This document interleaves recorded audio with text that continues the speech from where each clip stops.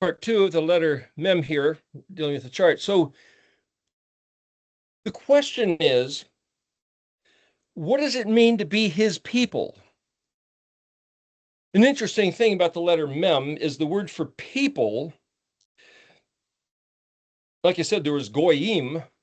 Yod Mem is the plural of goy, which has to do with Haggah, which has to do with navigating the spelling of word, which means the nations are separated by language. But the other two words for nation is Aleph Mem, which is also the word for mother, which is also the word for metropolis, big city, or like an industrial center. And the idea of the industrial center or a city or a nation, Aleph Mem, also means the word if, or on the condition of. Okay, what's the common link between all those different things? The resources you bring in are processed and a product put out. That's my thinking of the common denominator, you might say, of all the different meanings. And if you have bad resources like a polluted water coming in, then whatever product you put out, say if you made some Kool-Aid and you use toxic water, then the Kool-Aid's going to be toxic. If the product coming in is good, then if the resources coming in are good, then the product coming out, if you do the processes right at the industrial center, will be also good. So I see Aleph Mem as this, as it were, a flow chart, a function. Well, if you start off with erroneous doctrine, misled, misdirected, deceived, beguiled, whatever you learned as bad doctrine, whether it was culture, whether it was history, whether it was religion, whether it was psychology, philosophy, some sort of socialization process from your family or at large at school, whatever you learned is a resource coming in. You yourself then mem it, process it. Aleph, mem. I am thinking, pondering, structuring my psyche, governing my behavior, harboring thoughts of affection, of worship, of ideology within myself. And then I behave, I have attitude, I have interactions with people accordingly. That's all Aleph Mem. The other word is Ayin Mem. Ayin Mem also means with. It's very similar to Ayin Lamed, which is a yoke. So you'll see Ayin Mem translated Ami is my people. Lo Ami, in the book of Hosea, Yahweh says, Hosea was given 3 children. One he was told to name Lo Ami. Lo, Lamed Aleph, means not, negative, negatory. Not, and Ami is my people. So name this child not my people. Name this other child Lo Ruchama. Resh Het Mem is warm affection, compassion. So name one, you're not my people. Name the other child, I will not have compassion on you. And the other one, name him Jezreel, which means scattering seed across the face of the earth, as it were, scattering over the land. But then in the book of Hosea, there's a turnaround, and he said the very place or the very occasion, the very Shem, place, situational, that you were called not my people, not have mercy, and scattered, I will call you my people, Ayin Mem Yod, Ami. And I will have compassion, and I will harvest or gather, collect back to myself everyone who was scattered across the face of the earth. Has that happened yet? Well, the only way you could be called my people is if you come back and do what he says to do. Well, what did he say to do? That's at Kaf Lamed. That's the altar of sacrifice, a brazen altar. That's the lines of Kaf, lines, parallel lines of script, instruction, teaching, learn, Talmud, Talmudim. Talmud's a bad thing because that's Jewish culture and tradition. It's like Talmud, lamed means teach and learn. Put a tav in front of it, Talmud is what is taught, or you could have put a mem in front, malad, those who are taught, Talmud, plural, Talmudim, the disciples of Jesus, the Talmudim of Yahushua, were taught the Torah properly, rightly, not added to or taken away from, which Yahushua accused the religious order of the day, scribes or the Sadducees and Pharisees, or even you might say Roman culture. Of course, he wasn't here to argue with the Roman culture. He said, I came only for the lost sheep of the house of Israel. So he didn't come to, you might say, bust the chops of Rome. He came to correct where those who were supposedly the religious leaders teaching his people were misdirecting them. Think about that. I came only for the lost sheep of the house of Israel. Who's that? Jews? Lost 10 tribes? Or is it Israel who's been, what's the word for lost? Wandered astray or misdirected or confused, or maybe they don't have the mental capacity. He didn't come for the world at large, all the people. I didn't come to save all the people, came only for the lost sheep of the house of Israel. Well, it was for the whole world. John 3:16 talks about that. And it's like, okay, now I'm confused. There's what did he say? What did he mean? What are we taught? Didn't he come to save the whole world? What does that mean? Jesus died on the cross so the whole world could be saved. Saved from what? Saved from the curse that was put on Adam. So because he died, everybody gets to go to heaven. That's one teaching. Well, Adam disobeyed, so he got cursed, the curse of death. So there's the possibility, because Yahushua rose from the dead, that whoever he brings with him in his swept along in his gust, in his ruach of procedure, can have eternal life. But does that mean everybody gets eternal life? No, you have to believe. Believe what? What if you believe the fake story of Jesus? Because there's a lot of different Jesuses. A lot of people can use that name, but you have to find the right story of Jesus. And you have to call him by his Hebrew name, Yahushua. If you call him Yeshua, that's not quite right. It's like, how does this work? Who made the rules?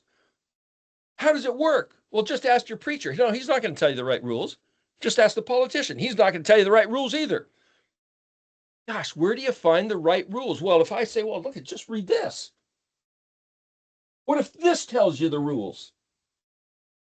I mean, for Yeshua to say, hey, I never knew you. Depart from me, you workers of iniquity. Worker of iniquity? Who you calling that? Worker. Well, if Obed is a worker, that's also a worshiper. And iniquity is anomio in Greek, which means without the law. So if you worship without the law, what law? The Roman state law or the Torah of Yahweh Zavot, the Elohim of Israel? See, it all depends on, what are the words? What is the definition of words?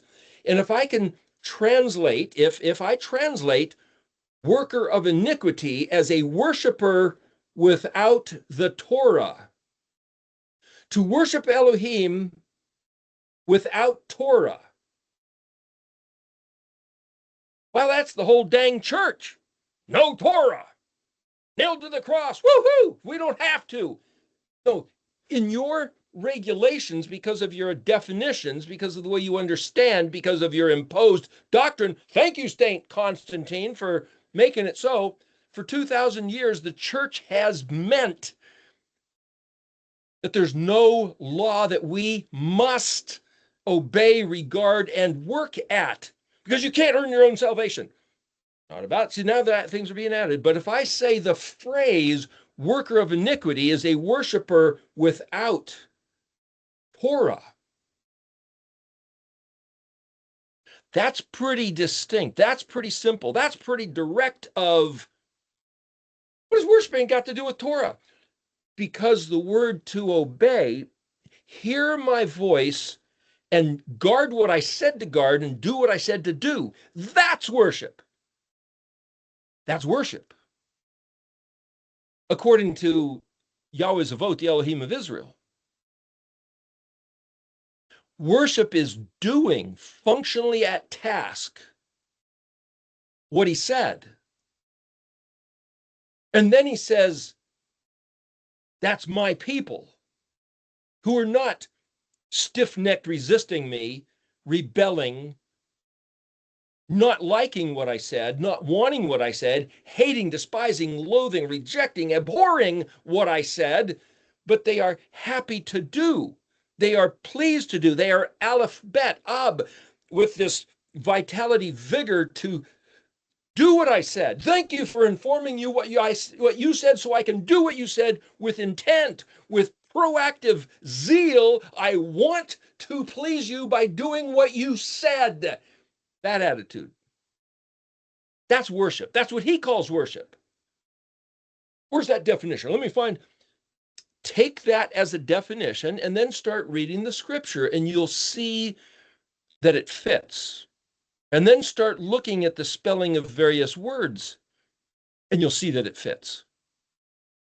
And then you'll see that anything contrary to that concept is wayward, going astray, staggering, reeling, convulsing, deviating, satanically, Samik Tav or Samik Tet, Shin Tet Nun, Samik Tet Nun.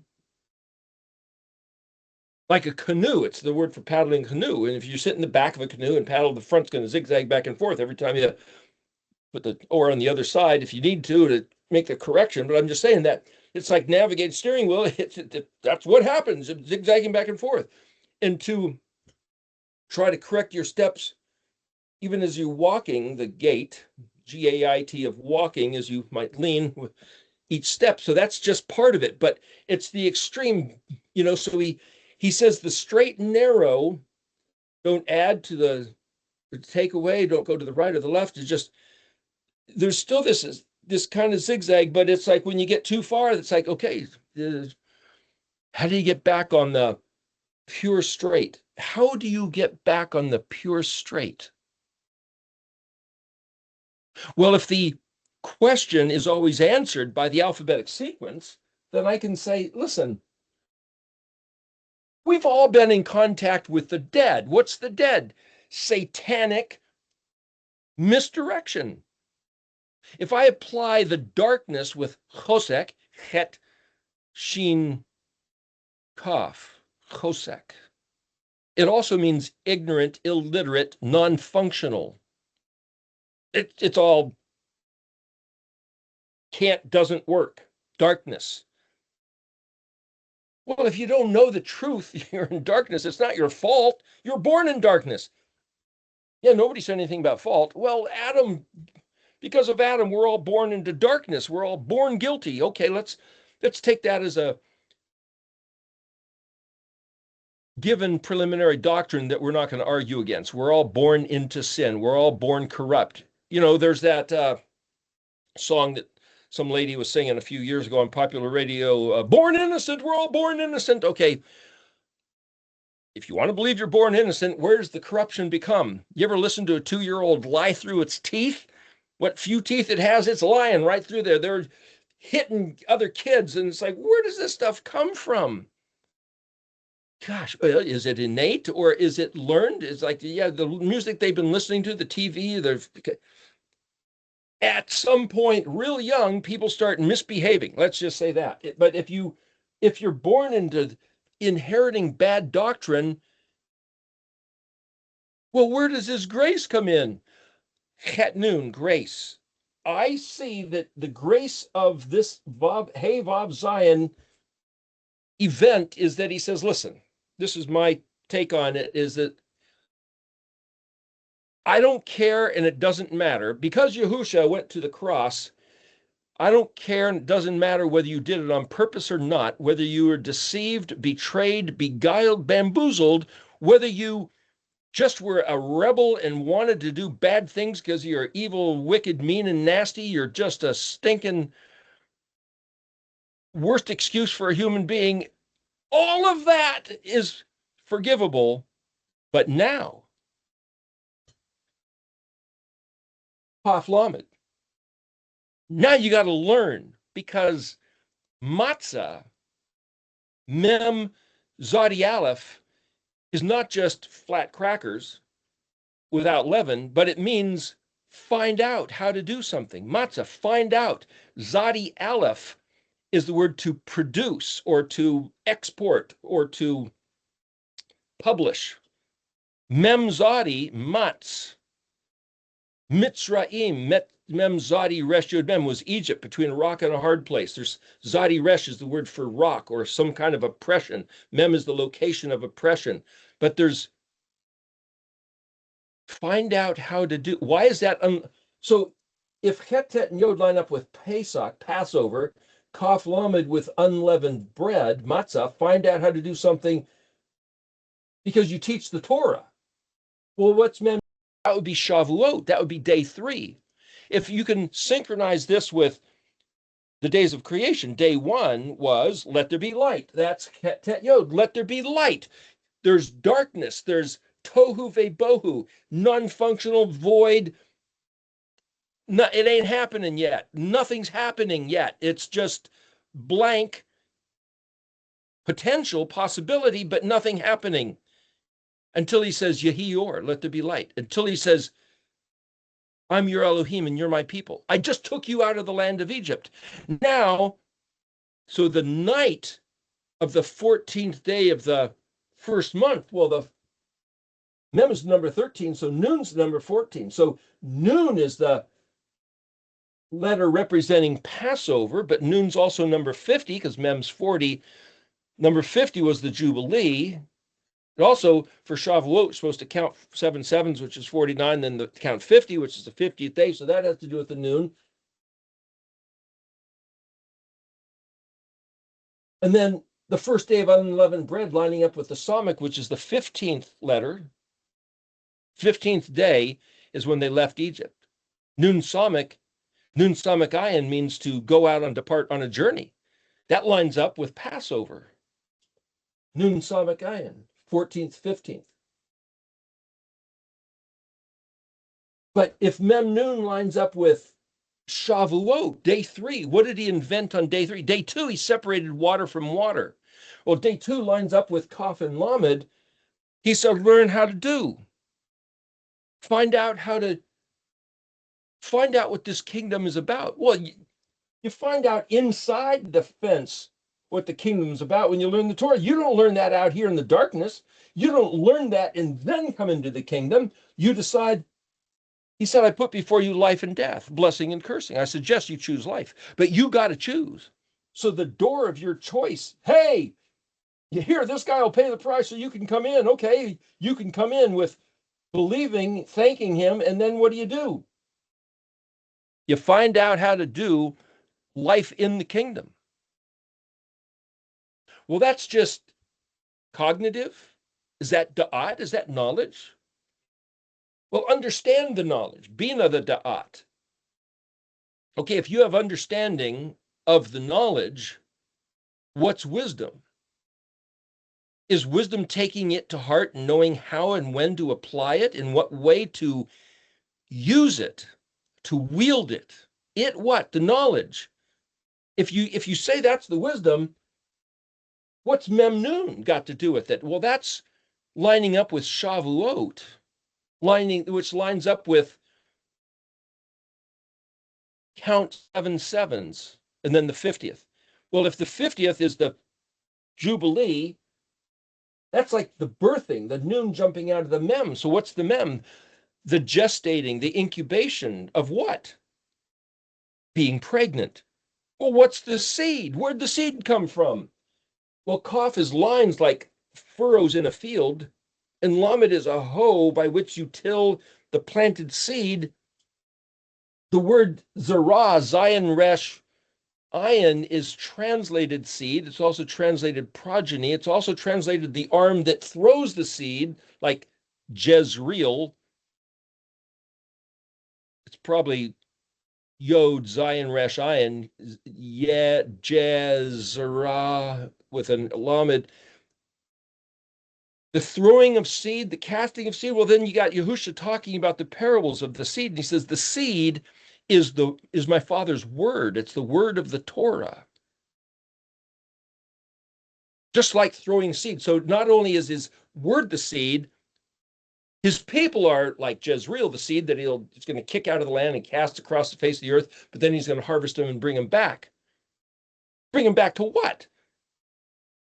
The regard of his word, which is the definition of his people. So for Yeshua to say, I never knew you, you workers of iniquity, you were worshiping without my Torah, so you don't know me because I'm all about the Torah. That's my understanding. That's my take on it, is that if you don't know, if you don't have a regard understanding the Torah, then you have no wisdom about who he is, because that's what he is about. Hey, that's his Shem. And so what he says in Psalm 91 is that because he knows my Shem, I will show him my salvation. What's his salvation? Yeshua. So if you don't know Yahuah's Shem, you can't really know Yeshua. You don't know what the salvation is about. Yeshua said, because if you don't have a regard, if you don't listen to Moshe, you can't hear me. Why? Because he is an expression of directly what was not what Moshe said, what Moshe was told from Elohim.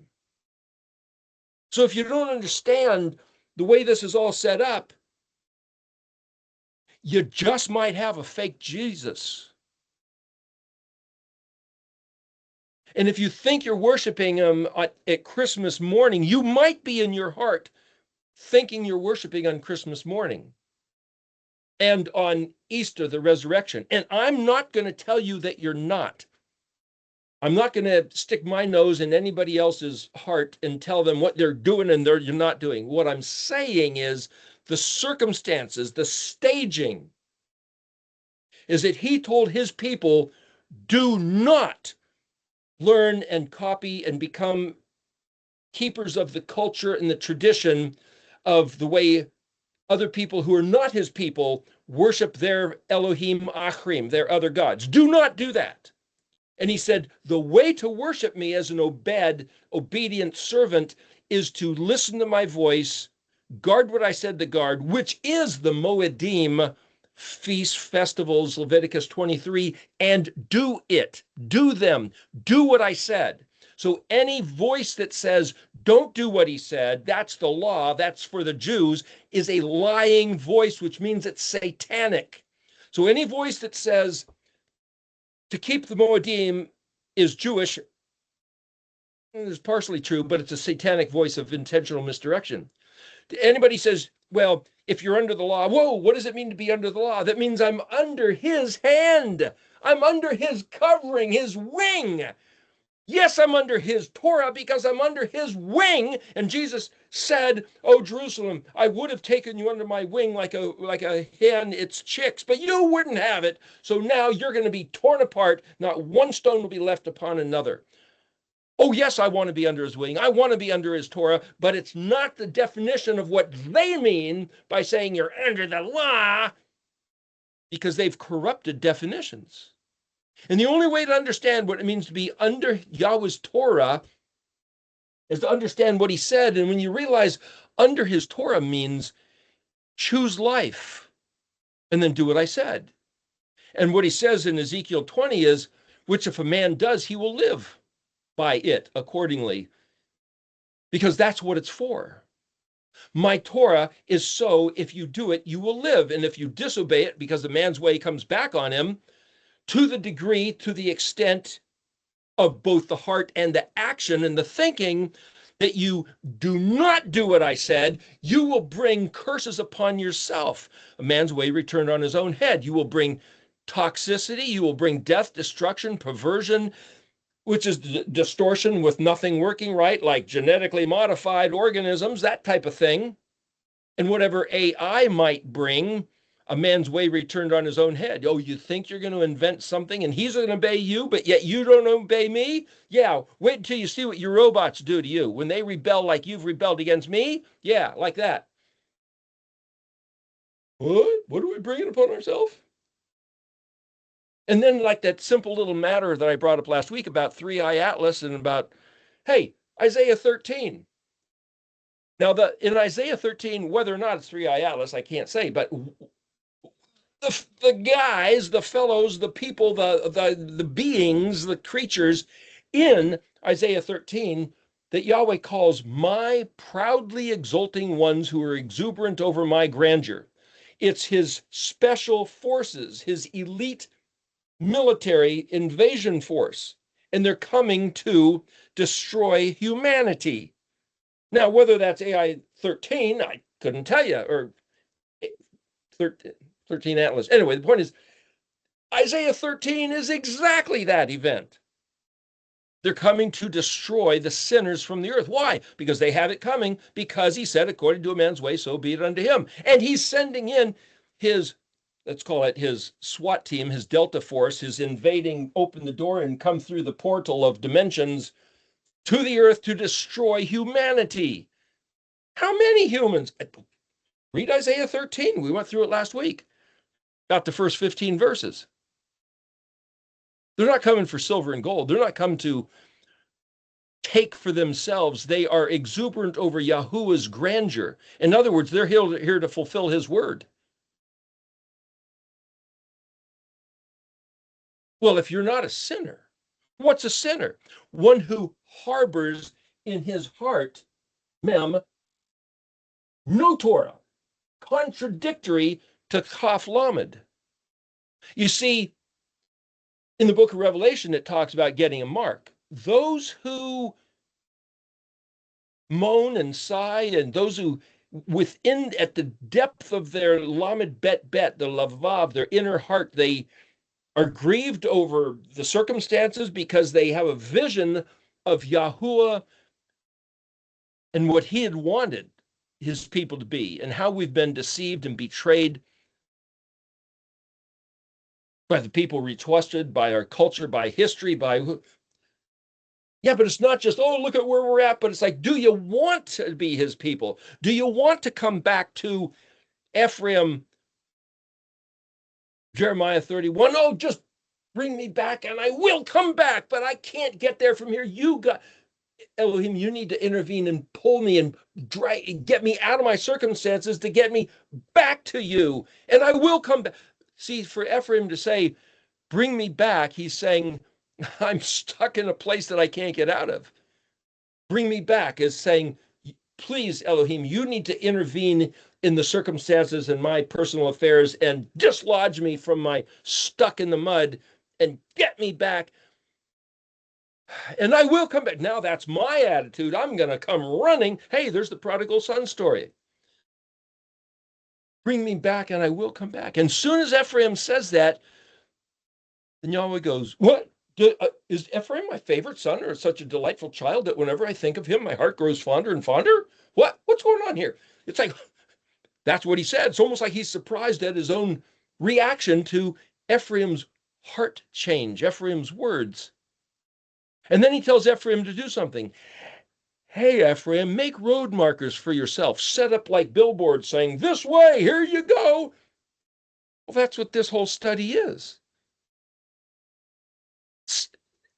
Just putting out little videos, making graphics and signs and saying, hey, this way, along the path of recovery. Make billboards, set up signposts for yourself. Conduct your heart on the way it should be halakha-ing, walking, going, doing. It's not just a matter of, oh, just have faith. Poof, you're there. No, it's not. It doesn't work that way. If you were told that, if you were believed that, just saying, it doesn't work that way. That's a misdirection. There's got to be some bit of that, because what's Amunah? What's Aleph Mem Nun Hey? Well, Mem Nun is the word for count. It's also setting some sort of pace, establishing a walking, but Aleph Mem Nun is faith, faithful, trustworthy, taught, trained, educated, skilled, practiced as a craftsman, artisan, one whose hands have been at the task as an Obed, doing what he was taught. That's the word amen, amuna. Not just believe. If you think it's just believe, you're misdirected as to what the meaning of the language is. Now that's, you got the model of the thief on the cross who's nailed. He can't put his hands to the task. His legs were tied and then broken. He can't halakha walk in his ways. And in his heart, he certainly did express, remember me, please, Yahushua, when you come into your kingdom. And Yahushua said, yeah, you got it. Okay, I'm telling you today, you'll be with me. I'm telling you today you'll be with me, or I'm telling you today you will be with me. Either way, the point is that heart expression of that thief on the cross was sufficient. So I'm not saying we all have to work. We all better keep the Sabbath day and the Moedim in order to earn merit salvation. It's like we walk in his ways because it's our desire to walk in his ways.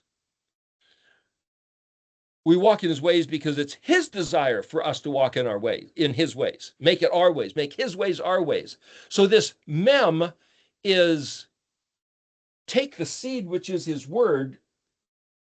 Yod is the little letter in the modern. Is that like the seed? Yod means he will, if it's a prefix, my, if it's a suffix. So I can see both those attributes. If I think about this little seed has the potential to become something. That's like he will as a prefix. My, it's like, what's the DNA of the seed? That's like my, it's referring to what's in the seed. So I can see in the letter Yod, the fact that it's drawn as the smallest little blip of a letter in modern is a pictograph, an orthography of a seed, and that the seed has this identity of way of thinking, this DNA of who? Of what? Of its parents. The blending of its parents' DNA is in the seed. So you can GMO hybridize and change the traits by messing with the parents. What's Yeshua? Well, Yahusha, his mother was Betula, Miriam, Virgin Mary. That's Ben Adam. He had the body, the structure, the Ben of mankind. But where'd he get his spark of life? Where'd he get the father, the paternal? That's from Elohim. So he was this blend of the DNA. The father's DNA in the seed planted in the womb of the mother. And then Yahusha is the product. So Yahusha in the virgin birth is the product, the noon, harbored in the mem of the mother, but he's the Yod seed of the father, ALEF-BEIT Yod, who was lamaded, you might say, like a hoe, hoed into the furrow, the kaf, the lines of, into the mother's womb. And he became one who would then resurrect as the rest. But you see, that's model for what we're supposed to do. But we are, as mankind, as Adam, we provide the mem. It's not male or female. It's we provide the mem, the womb, to incubate his seed, which is his word, the Yod, that we hoe into the furrow, Kaf Lamed, learning his Torah. So the model of him being this product, the virgin birth, you could say, of the father's seed and the mother's provision of corporeal essence, well, that's what we are when we take his seed of his word, the Torah, into our own heart. And then we become the noon. We become the new creature, which is this combination of his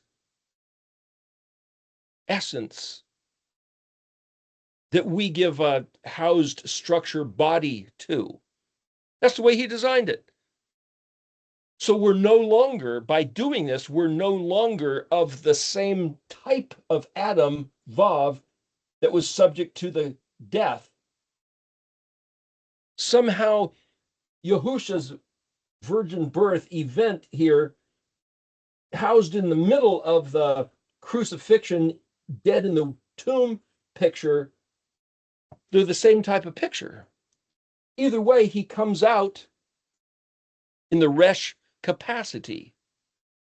So I could look at this and say, if I take to heart, if I receive as a woman receiving the seed of the Father, that seed of the Father doesn't, well, it does to a certain extent modify the woman, but it actually creates a new entity of life, the noon, the baby inside the womb. But in this model, we become the baby inside the womb. And like a caterpillar, using another metaphor, like a caterpillar starts off a little small guy and he eats and he grows and he gets bigger. And as he develops to the point of now he spins a cocoon, goes into the cocoon, and now everything he became as a caterpillar dissolves into a slurry, an aqueous, call it watery MEM state, and then it reconfigures into a butterfly state. The caterpillar becomes a liquid aqueous solution, which then becomes the butterfly body, which comes out of the chrysalis. And that all happens between, if you picture the het as the caterpillar type going into its cocoon and is sealed in it, het tet yod, dissolving into the aqueous is getting down to MEM, and that's the base level of no structure left, and then it starts recomposing noon. Somic looks like a tree, looks like a vertebrae with backbone with ribs, so now it's organizational structure. Iron, fruit, pay, the eating the fruit, the mouth of the, what I'm saying is if you stare at these letters, like I was saying before, and you let your mind start processing along the track of the letters, along the path of this organized, orchestrated stepping stone model. And then he comes out as the chrysalis opens up, pay, that which was closed opens. He comes out and spreads the wing and then takes off and flies. Now he's the butterfly type, drinking nectar from flowers rather than eating leaves.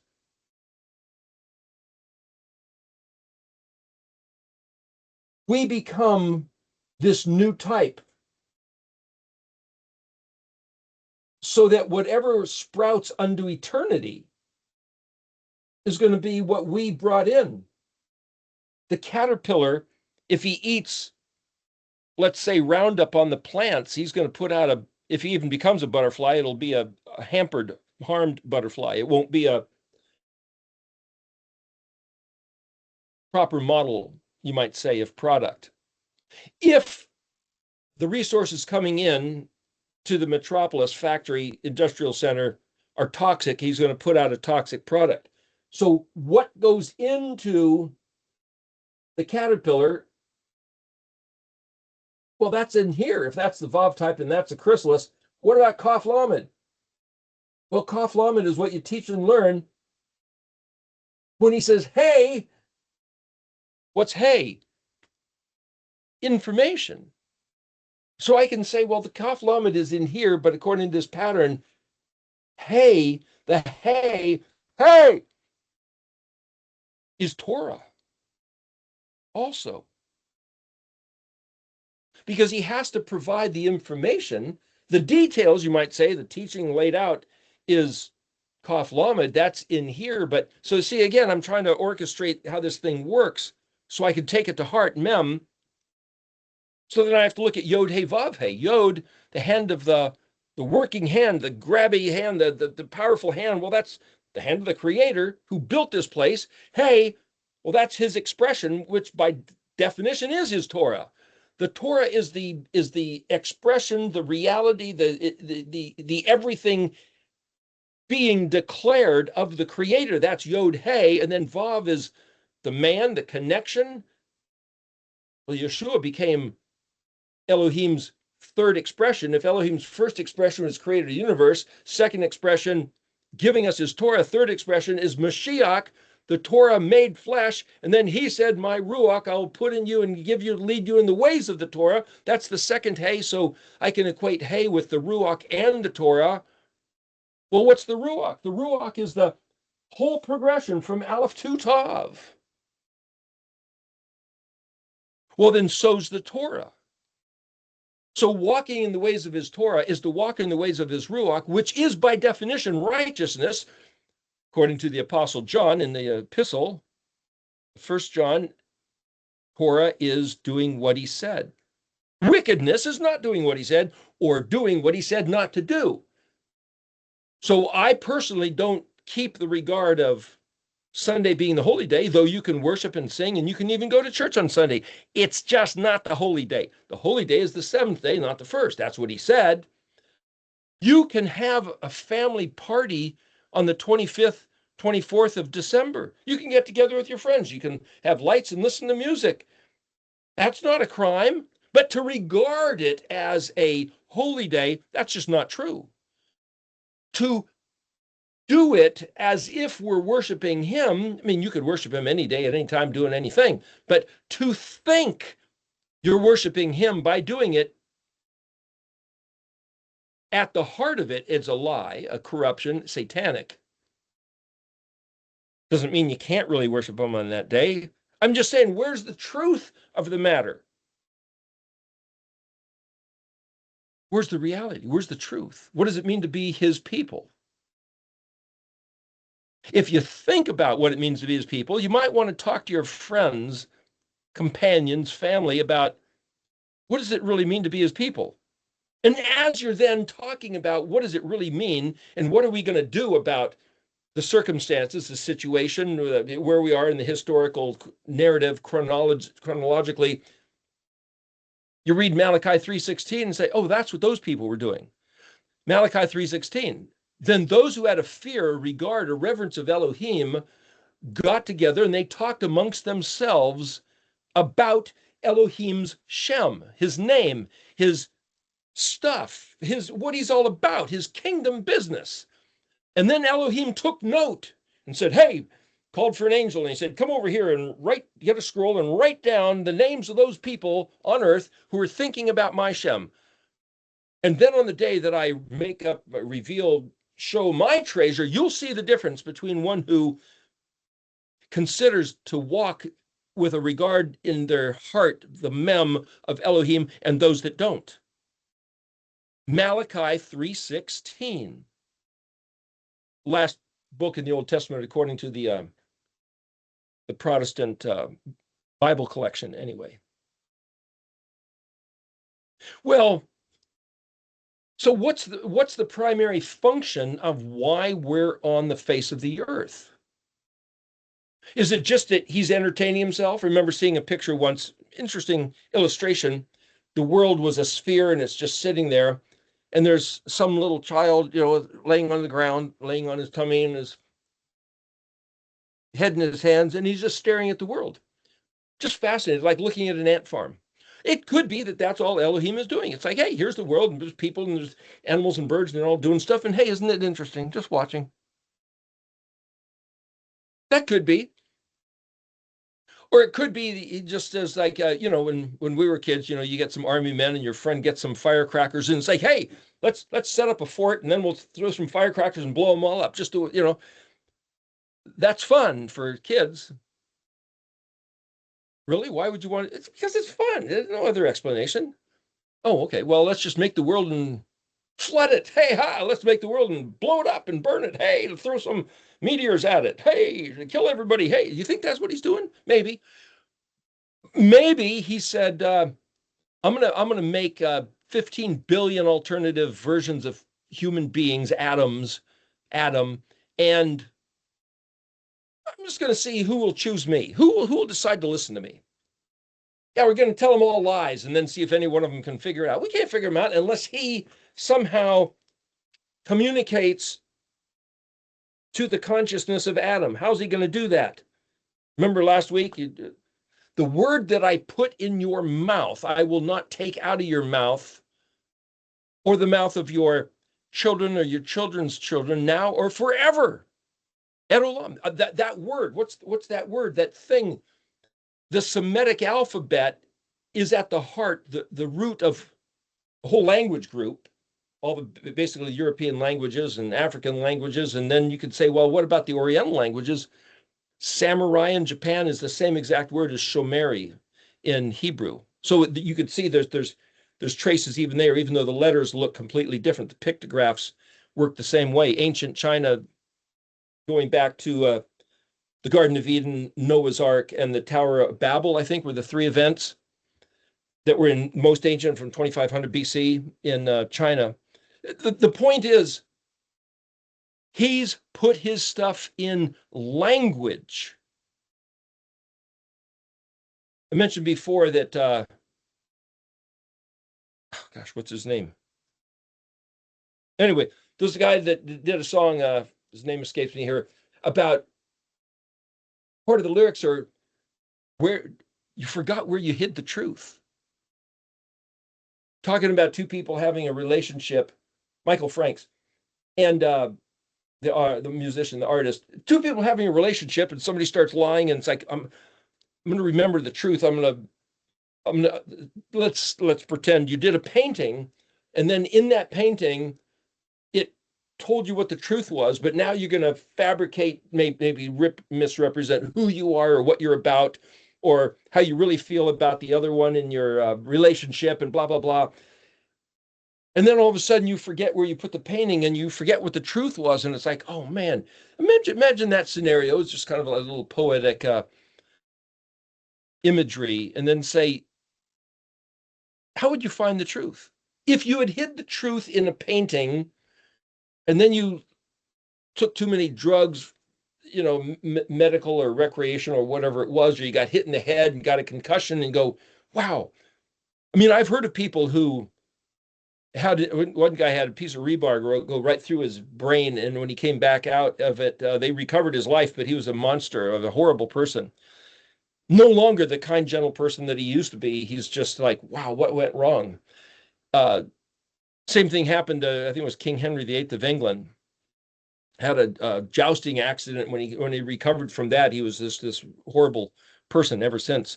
But my point is, something can happen, and if you could say, where'd I hide the truth? I forget. I don't know where to even look. What's the truth look like? Imagine if the truth had been a thing, a reality, if truth was a reality and somehow it got hidden. You say, what do you mean somehow it got hidden? Yeah, like Hosea, like Yahweh telling Daniel 12, hide the words and seal the book until the time of Kufsadi, and it'll be lost forever. Well, until the time of Kufsadi. But imagine if nobody knew where to find the truth. Just ponder that situation for a bit. There is a truth. There was a truth. And at the decree of Yahuah Zavot, the Elohim of Israel, he sent a messenger, a malach, Gabriel, to a certain man, Daniel, and says, I'm empowering you to hide and seal, and it's going to be hidden for a long time. And then when you realize, yeah, in Leviticus 26, Ezekiel chapter 4, 2,730 years, besides anything else going on, and then all of a sudden somebody's supposed to say, hey, guess what? We can have the truth back now. But where do you look? Maybe if you find a hermit crab in a shell on the beach, there's something in the DNA of the hermit crab. If you grab a specimen and go take him to the scientist, he can open up and say, aha, here's the truth. Or maybe there's a spaceship that comes from outer space, from some other dimension, and it'll crash to Earth and open up, and there'll be something written. It's like, here's the truth. No, Daniel didn't hide either of those two things. But imagine Where would you find? Where would you even look for the truth? And then some weirdo comes up and says, hey, it's in the Hebrew alphabet. It's like, what? In the Hebrew alphabet? What a place to hide the truth.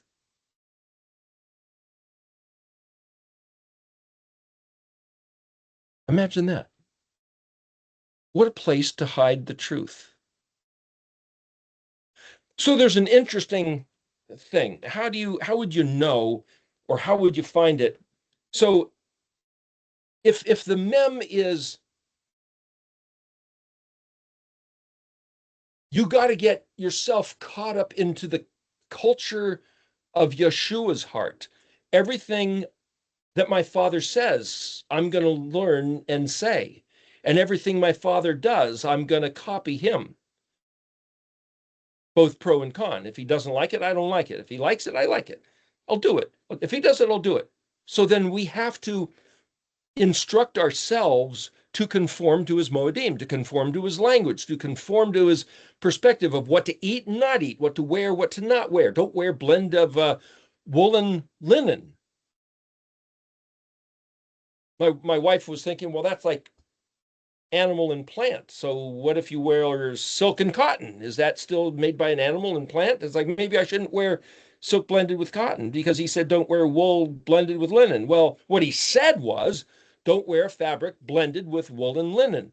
And then you learn about frequency and healing, and yeah, but he didn't say you couldn't wear silk and cotton. Look, I'm not going to wear silk and cotton. I can't make it a law that anybody else should, but if there's something about don't mix what's made by an animal and made by a plant, then maybe there's something to it. I don't know. I can't make it a law, because then you're doing the rabbinical thing.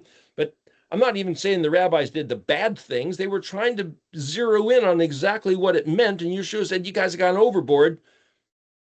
How do you find the proper balance of zigzagging with little micro adjustments or big extremes? And how do you do that? Well, you go back to the very beginning, Bereshit. We started talking about that. In the beginning, Bereshit, Bet, Resh Aleph Shin, Yod Tav. Well, Yod Tav is suffix, Resh Aleph Shin is head, but Shin Yod Tav is foundation. Bet in on the first foundation. Is that like the chief cornerstone, on the preliminary thing which founded the construction of the whole universe? Well, that's technically Or, Aleph Resh, light. No, it was the word from John 1 before Genesis 1:1, and it was the wisdom composing the word, the chakma of the construction of all the word. So then you get Jeremiah 23, where it talks about the Amad Basodi. The Amad Basodi of that chakma established the word, which was the foundation stone of Bereshit. Aha, now we're got something to build on.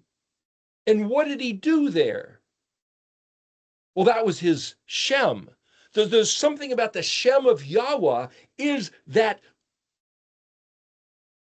Ruach, the expanse, the place, the disposition, the mind, the heart, the intention. The Shem of Yahuah Zavot, the Elohim of Israel, is the concept of the wisdom of the puzzle of the ALEF-BEIT, which he used as the foundation by which to build the entire universe, which includes what is an atom and how does he think and what's his heart and how does he process his mind cogitating.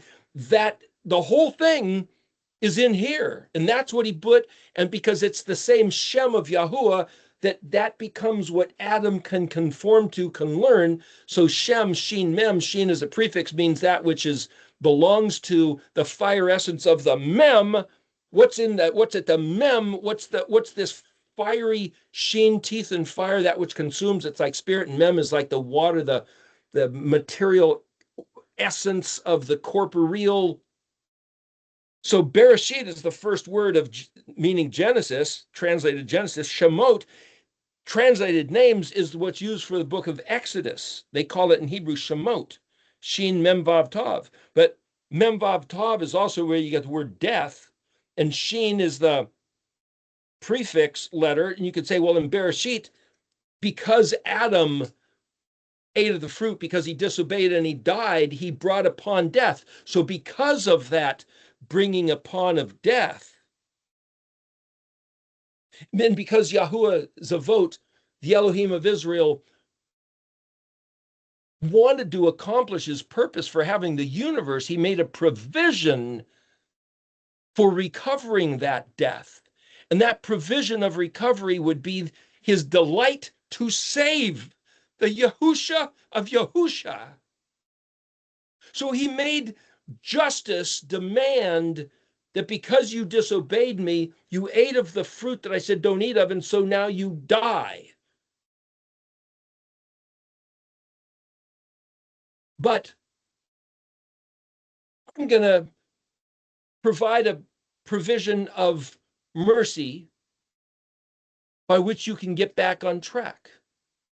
So that'll be woven into the Shem, into the name, is that same demand, justice, obedience, listen to my voice and do what I say, but also the provision of grace that even if you fail because you were weak, because you were stupid, because you were lied to, you can recover. Now come back and do what I said. Learn to read. Vayikra, that's Leviticus. Learn to read Rut, the language, Bamidbar, the book of Numbers. Bet, in, Mem Dalet, suited to fit, Bet Resh, pure and clean, Debar. Bamidbar can also be read of in the desolation of barrenness. What barrenness? The death of Adam, his ignorance, his illiteracy, the chosek, darkness of Adam. If he learns to read, there's the light of Or. And in the language, Bamidbar, Dalet Bet Resh is word, Mem, the place of words, is language. In the place of language, Bet Mem is to stage, Mem Dalet is suit to fit. So staged in the language, suited to fit Adam's being, Adam's consciousness, Adam's predicament. Mem Dalet Hey is measurement, character, nature, rule, the toll, or the tax. Because Adam didn't listen, didn't obey, he brought in death. But because he brought in death, Elohim, in his graceful mercy, Rachem Chanen, made a provision of Yeshua, that when Adam would call for help, he'd be Shua, saved,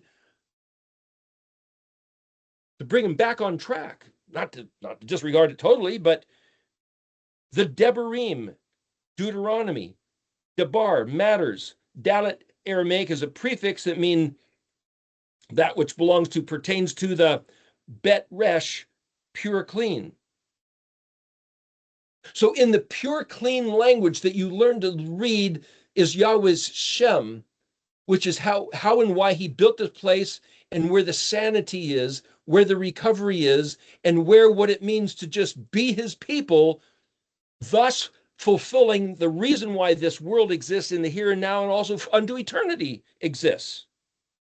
And what that is that Yahusha, that's the name Joshua, as Mishpat, justice, Shofatim is the word for judges, and Samuel, Shin Mem Vav Aleph Lamed, according to the vow.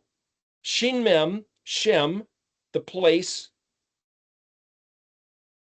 connected to Aleph Lamed.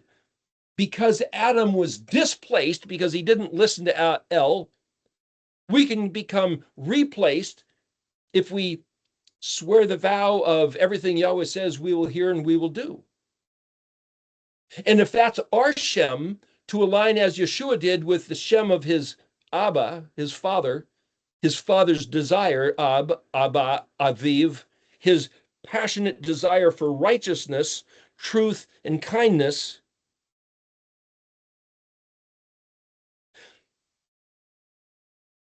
then we become his Melachim. That's the word for kings. What I'm doing is I'm reading through the names of the books of the Bible in the Jewish order of books, not necessarily the same as King James, but Genesis, Exodus, Leviticus, Numbers, Deuteronomy, Joshua, Judges, Samuel kings. Melachim is not just kings. Melach is one who will lakah, walk, as instructed. Because of the grace, because of his justice, because of Yahusha, we're bought back into his kingdom and take it to heart, MEM, where we can lakah, go in the instructions, walk in the way, walk in the instructions of being his people. And then Hosea, Yod, Shin, Ayin, Yod, Hey. Well, Shin, Ayin again is save. Shin, Ayin is to delight. Yod, the prefix, he will. Yod, Hey, Yah, suffix is, this is his expression. So I could say he who does so, he who delights in walking in malaching, reading it backwards, in malaching in the Shem, being connected, being one who, according to the vow, because Aleph Lamed Hey is vow, so Shin Mem is connected. So one who gets their identity, their Shem, their name, their place, their position as being connected to Aleph Lamed El by the vow of Aleph Lamed Hey.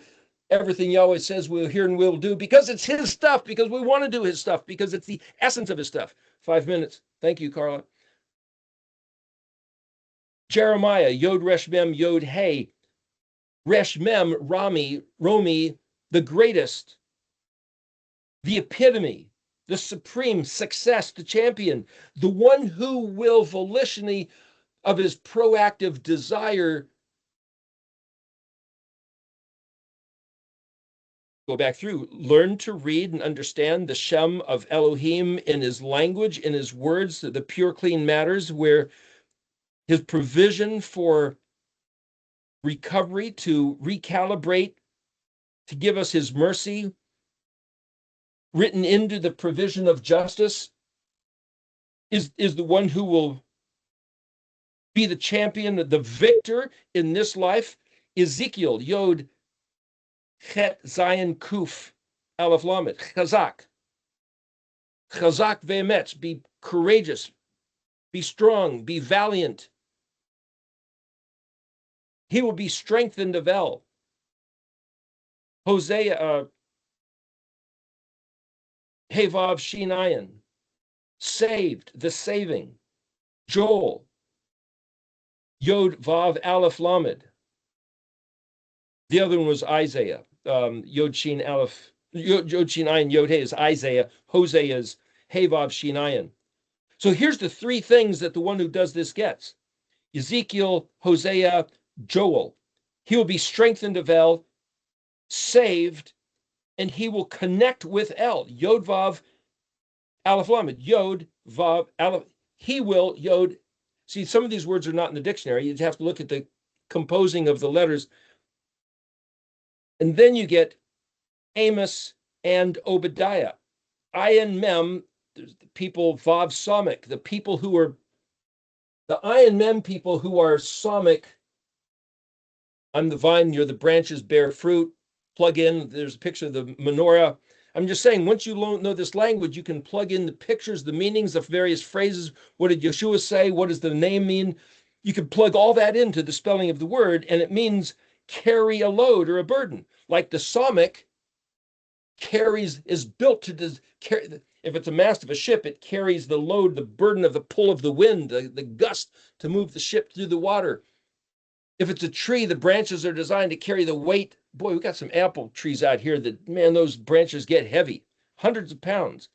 The tree's designed to take the load. The menorah, us bearing his fruit, are designed to take the load of his Torah, being his people, his Ayin Mem. Obadiah, a worker, a worshiper of Yah, at the task of doing his instructions. Then you got Yonah. And the interesting thing about Yonah that I mentioned a couple of weeks ago is that it means dove, D-O-V-E, the bird, but it also means Greek, Hellenized. It also means mud and mire and going on a journey, like Odysseus going on a journey and getting trapped and stuck, not in mud, but in circumstances, couldn't get back home. To see the Hebrew language at the days of the Septuagint, 285 BC,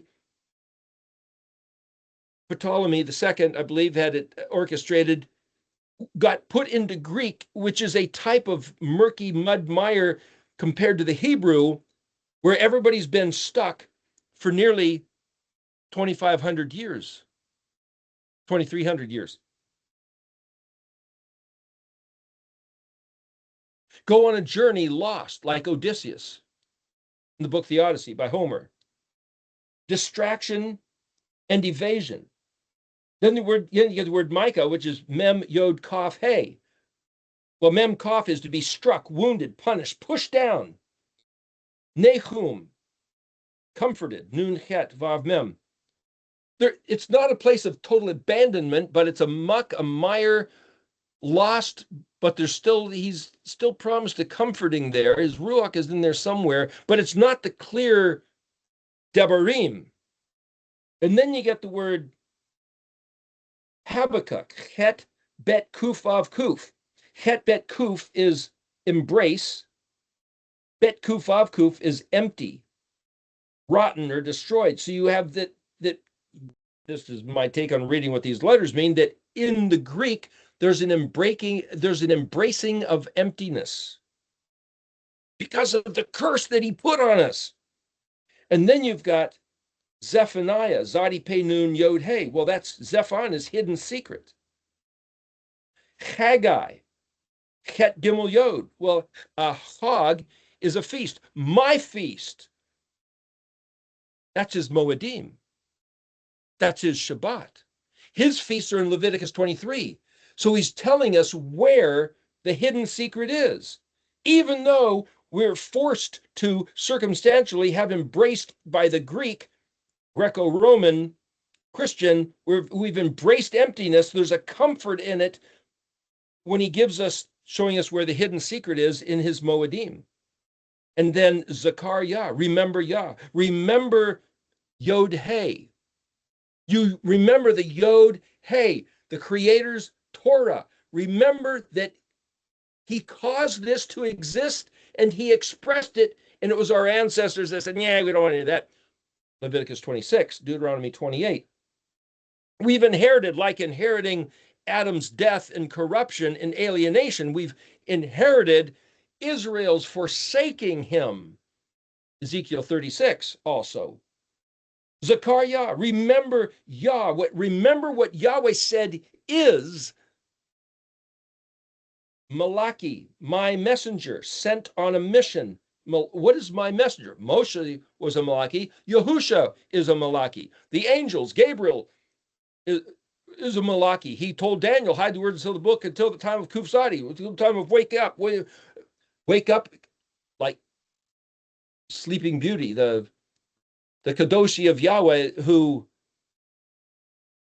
fell asleep because she ate the poison fruit, because she ate of the disregard of Yahweh's Torah and consigned to 2,730 years of the curse. Yeah, send the messenger to wake up. And then you got Tehillim, translated Psalms, praises of renown, but also explaining the folly and sin, which is not listening. We went through Psalm 119, 6 months of going through every word, every letter, every verse. And David was repeatedly again and again, if I don't listen to you, that's the corruption. So teach me of you. I want you, take it into the heart, your Torah, your testimony, your chok, your law, your commandments, your word, your precepts, your ways. Blending, the heart was the place of blending Adam's brokenness with Yahuah's life.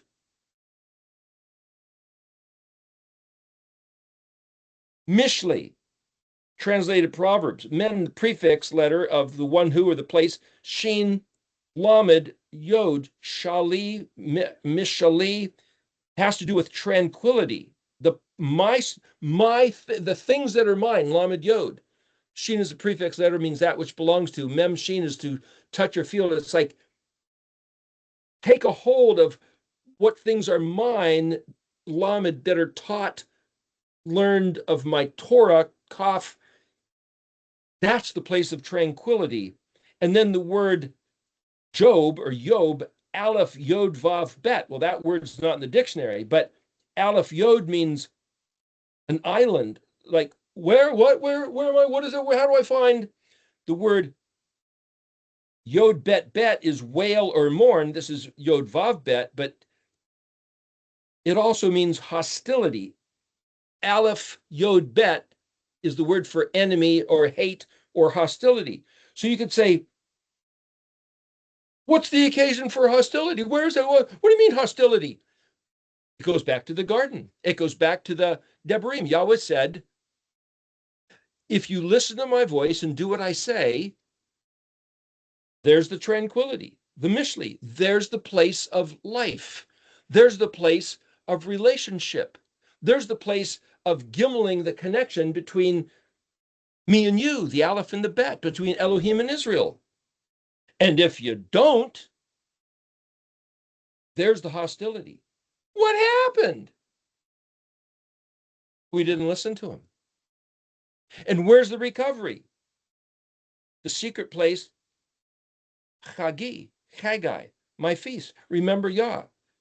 It's Zephaniah. It's hidden in the Chagai. The astounding thing is you just read the names of these 27 names of the books of the Old Testament in this case. 27, well, there's 22 books, but there's the 5 Sophit letters. Hey, there's the 27. There's 27 letters in the Aleph-Bet. The 27th letter is the Zadi Sophit. Stan Tenen, Miru, was looking at 27 letters in the first verse, Bereshit 1:1. Broke open his whole study. He's an astrophysicist. Anyway, what I'm saying is that it's always the same story. It's even written in the names of these books. He hid his Shem in his language, pure, clean matters. The secret is in the Moedim. The key which unlocks his language is in the Moedim. Learn the language and take it to heart. Do what he said. Hey, that's where we're at a juncture of time and space. Pezadi, the recovery of the language. Anyway, there was one last matter I'll mention. This MEM, with all your heart, with all your soul, v'kol avivah, v'kol nafsheka, v'kol avivka, v'kol meodeka, with all your madly, this inner state of fitness, the quality, the reception, the fit womb to receive that seed, to reach out and grab the seed almost. It's like, give me that. You got to sit there and just make an environment. There's an interesting picture of the letter Chet. As I was saying before, you've got, this shape of the Big Dipper constellation. Then you've got that shape, Little Dipper constellation, the 2 sheepfolds, 2 dippers, and you put them 2 together, you end up with the Het and the 1 pin holding them together, which is why the letter Het in the Paleo is drawn like that. I picture that as the 2 sheepfolds, but it's also a picture of as it were, the wedding, the 2 different coming together and being held by 1 heart, 1 echadness. You can look at one other thing here.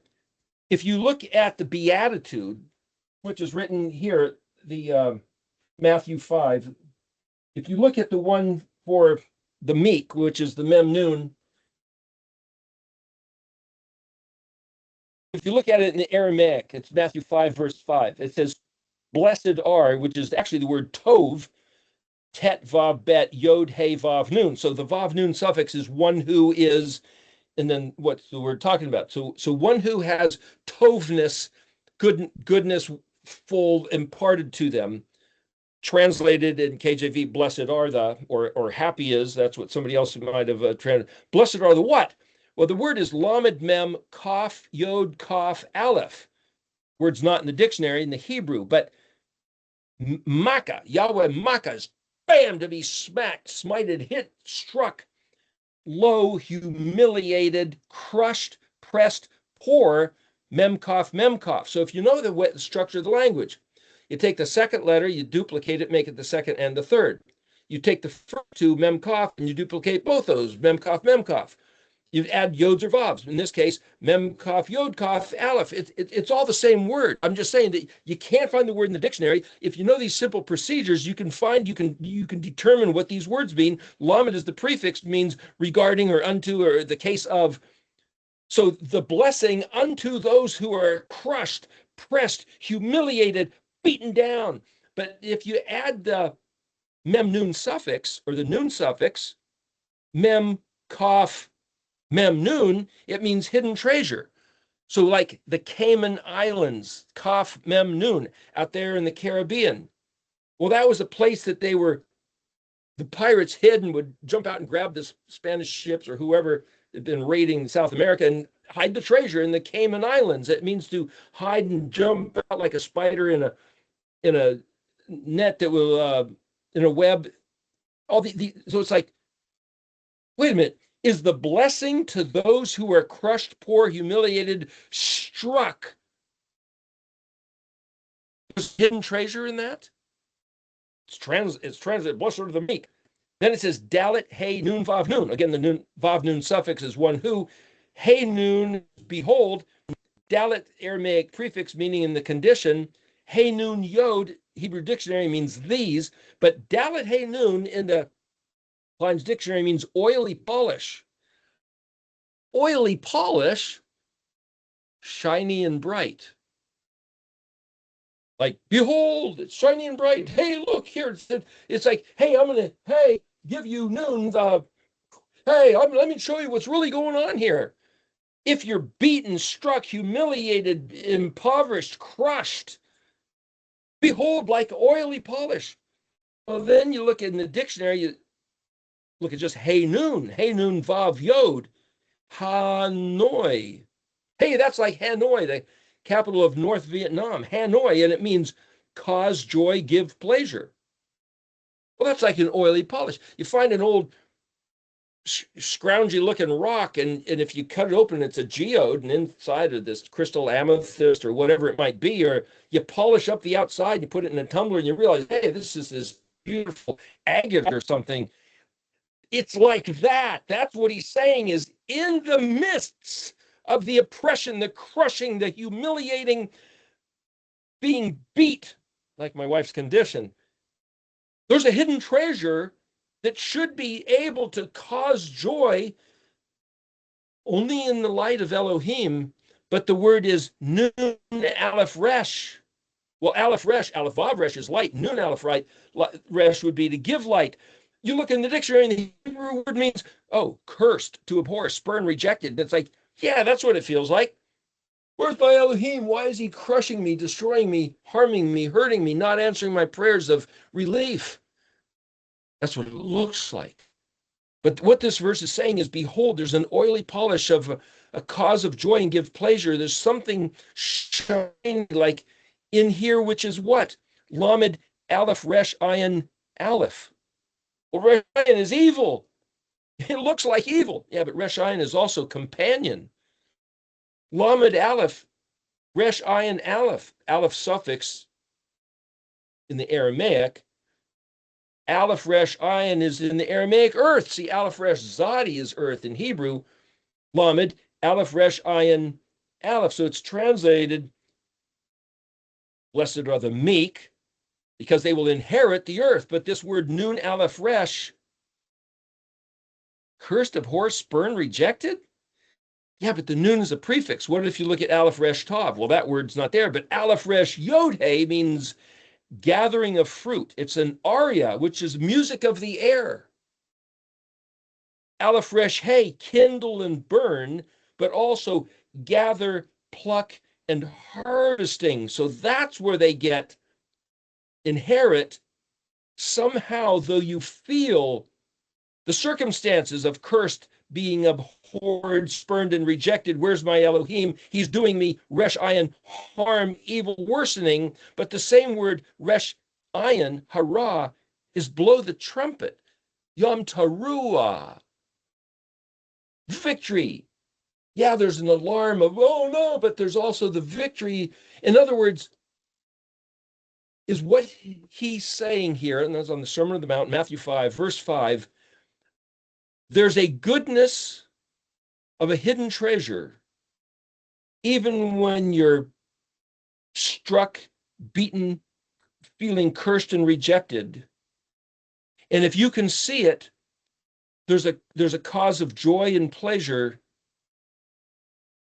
such that you could blow the trumpet of victory, because, see, Resh Ayin is also companion.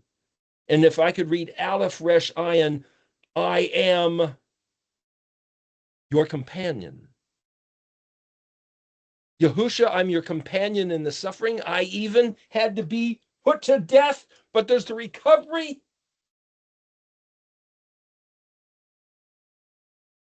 And certainly in the eternal realm, if not recovery circumstantially on the earth, there's certainly the eternal promise, the hope set before us.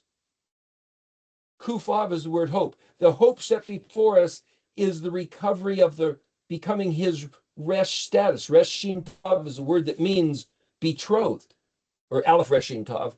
Reshim Tav is actually the word for net, trap, or snare. A net, where Kuf is like a sickle. So at least we know at the end he's going to come and gather his own, his betrothed, gathered up in the net,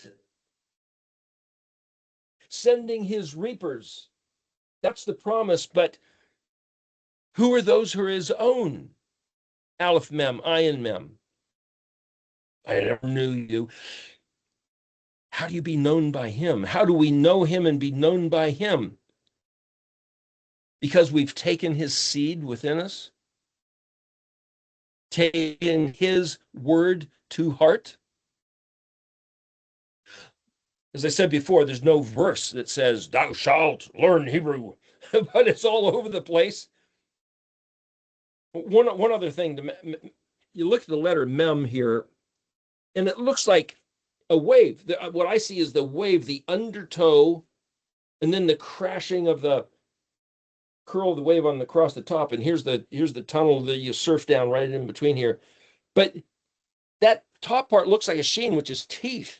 The undertow is this hole. This if you down in LA at the beach, there's the riptide, as they call it, and you're out there. The ocean will suck you out and then devour you, crush you. It's almost like this undertow, and this mem is so. Like Frank Seekins wrote about mem as meaning chaos. It means other things too, but so a lot of people just say shalom means sheen, destroy, lamed, authority, vav, that which establishes, mem, chaos. Shalom, sheen, lamed, vav, mem, destroy the authority that establishes chaos. And it's like, well, I can see that in there, but that, to me, that's a poor reading of shalom. I could say sheen is, you might say, the provisions of El Shaddai. Lamed is the authority of his Torah to teach and learn the Torah. He provided the teachings of the Torah, Vav, to connect us. Vav, a bridge connection. It's also the Messiah came to connect us to Mem, to plant his seed in our heart, to recover us so that we could be born anew as unto his resh. There's the shalom, there's the tranquility. But I could look at the letter mem as being like this spider jumping out of its web. It'll pull you in. There's this seduction and a devouring. It's like, it's a pretty aggressive thing. Or it's just this conditioned in beauty and tranquility and rachem, compassion, a womb, inviting Yahweh to give his seed to his people. A couple different ways to see it.